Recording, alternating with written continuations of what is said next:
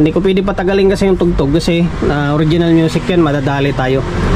Basta working yung balance nito, balance, treble, mid, bass nya gumagana, pati nga tong mga loudness, super bass nya, and then echo, and then mic section, gumagana yan, working.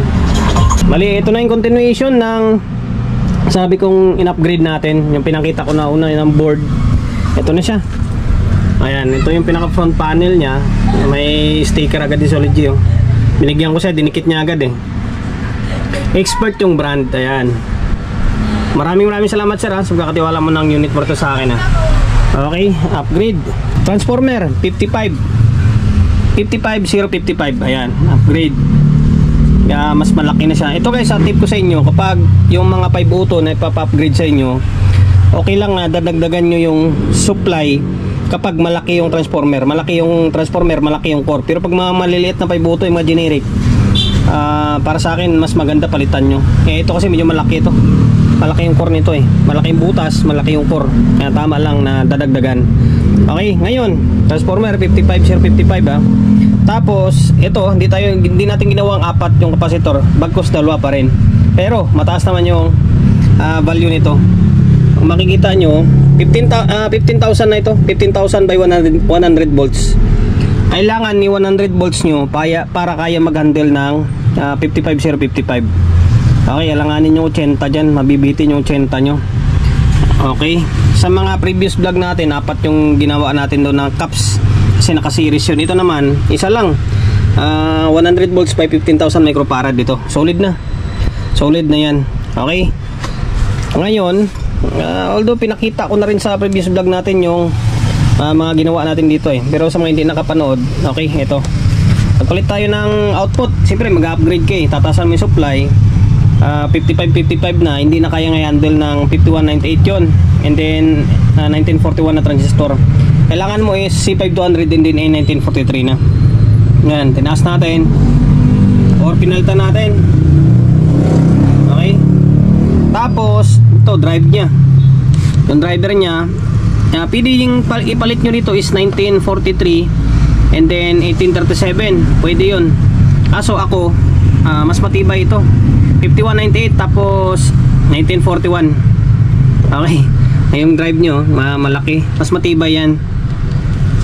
Tapos ano pa bang ginalaw natin? Ito, pwede nyong panurin ulit sa may previous vlog ko, na doon pinakita ko yung board lang mismo. Ito, magsisiris ka dyan na kung may makikita kayong 4.7 na isang piraso dyan sa may board nyo, gagawin nyo siyang dalawa, isisiris nyo.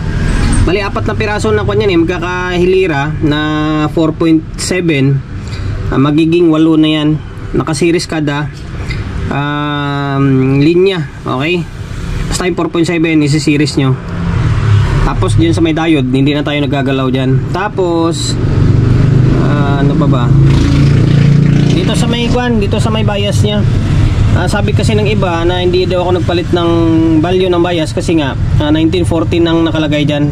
Hindi, pinapalitan natin yan, kaya nga may thermal paste. So, ang nakalagay na dyan is A42, mas mataas yung A42, mas mataas yung value nun against sa may S1914. Okay, PD51, PD5551 dyan. Ako tinasang ko lang A42 nilagay natin. Okay, yan. Tapos nandito isa. Tapos ito, yung na to, yung 4.7K na dalawa magkatabi, gagawin nyo isa na lang, 10K na lang. Pasensya na kayo, naka GoPro tayo eh. Tuturo ko na lang. Yan. Isang 10K na lang ilalagay nyo.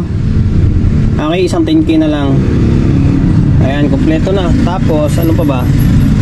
Saan pa? Tapos dito sa may relay pala, ang relay section, nakalagay dito is 100 ohms, dalawa naka-series. Ang gagawin nyo, lalagyan nyo ng 180 ohms na lang. 180 or 150 ohms pwede yan. So blue K nilagay ko, wala akong 3 watts eh. Basta value nito is 180, ito dalawa naka-series, yan puti na yan. Okay, 180 ohms yan. Kailangan mo taasan yan kasi nga tumaas yung value ng voltahe. Tumaas yung voltahe sa may transformer. Siyempre galing yan sa may high, tapos ipapasa niya lang, i-drop ng resistor. Kailangan taasan nyo rin para hindi masira yung yung relay nyo, kasi pag hindi mo taasan yan masira yung relay. Okay, 180 ang ginamit ko dyan. Kung gusto nyo gayahin 180 pwede yan. Okay, 180 ohms na 5 watts ang nilagay natin. Tapos ano pa ba babag pinalit natin, binalta natin. Yun lang, wala na. Tinasan ito 55055. Tapos ginawa ko is 100 volts by 15,000 microfarad na capacitor. Yan tangkad oh. Yan, tapos yung fan pala, yung cooling system, dinagdagan natin isa dito, tapos dito. Naglagay na lang tayo dito para kahit papano is mahanginan yung mga output natin. Okay? Tapos ikakalat na yung hangin, tapos ito na lang bahala maghigop palabas. Okay? Tapos yan nga, yung transistor kailangan taasan nyo yan. C5200 and then A1943 or NGW, pwede rin naman. NGW na 0302 and then 0281. Tapos yung drive ginamit ko dyan is A1941 tapos 5198. Okay. Tapos yun nga, yung 4.7. Hindi pa pala sa pinakabayas. Ito pa, meron pa kaming sikreto dyan. ito yung kung makikita nyo yung 2.7K tapos yung kasunod niya is 1.2K nakalagay dyan sa may board nyo, nasa bias yan. Yung 1.2 is nasa bias. Kapag 1.2 nakalagay, ang masusukat mo rito na bias sa may BC meter is nasa 0.5, mataas masyado. Although yun naman talaga yung stock na 0.5 naman talaga Ngayon ako binababa ko yan para hindi siya ganun kainit. Binababa ko yan. Ngayon ang ginagamit ko is 1.5K. Sa mga previous vlog ko hindi ko sinasabi. Ngayon ito na sinasabi ko na 1.5K, dalawa yan diba? Kasi dalawang channel. Yung 1.2 gawin yung 1.5K.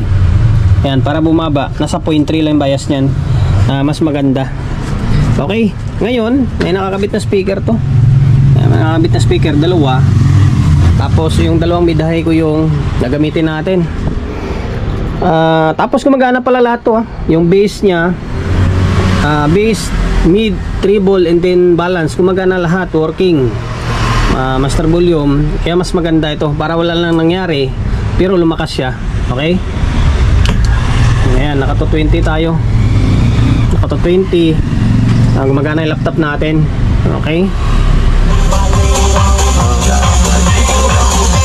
Ang ganda tumunog dito. Mabokal siya.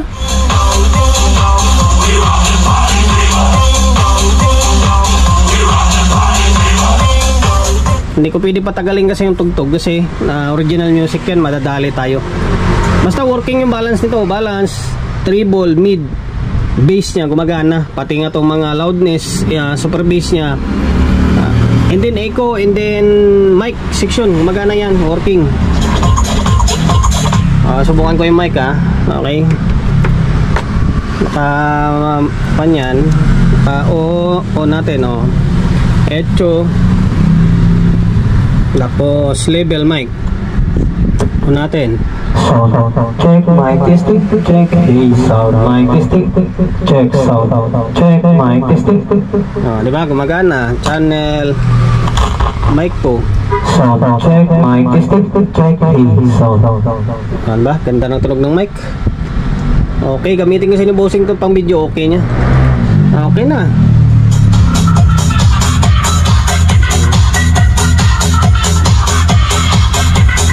Ganda ng tulog nito.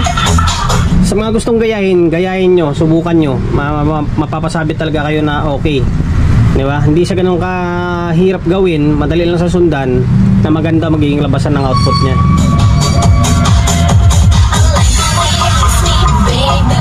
Tapos tinuro ko na yung mga sekreto sa board. Ang sunod naman, siguro gawan ko ng video yung transformer naman, kung paano magdugtong na mas mapabilis yung trabaho.